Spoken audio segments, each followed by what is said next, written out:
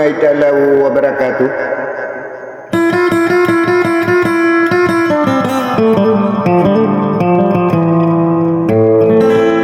Panginangan na sikwang lagi ang utuwa man o salama madadalman sa kalilintad na gusto ka pipiyag ginawa.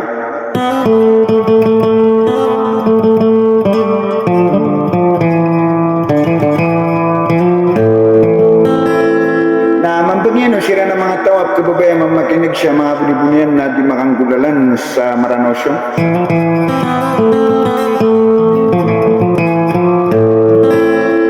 Sagi kung mambu mga idida na siya kung na ipagpadilalilan, kapri na rin siya ang butuwa-utulahan pag-ariar na dasa na kawarwar kay Dato Alan Sultan, ayadan so determine Dato kailan.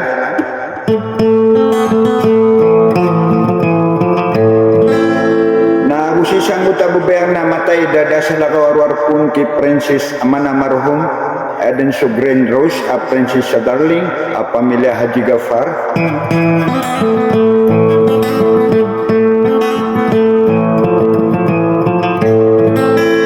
Sagi kung nang kumakabgar siya mga bunibunyan nagibuswat tayo andang yung bulay ko na kalaleman sa gaya kulilingaran na dasa lakawarwar ko dadang panganuhuni mau dapat palila na tarapasis sa malabang abuapin tingaragale wabituan.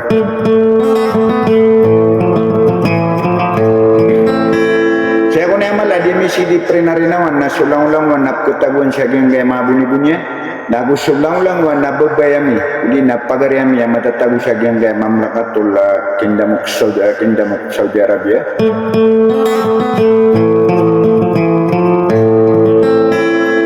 Saya ko na espesyal di misi di prinarinawan na so ko na kais sumaraga gusto mga di makaplalam siya sa wagi siya dapat tago sakit tagi na sa kataya pamakin ganyo wassalam.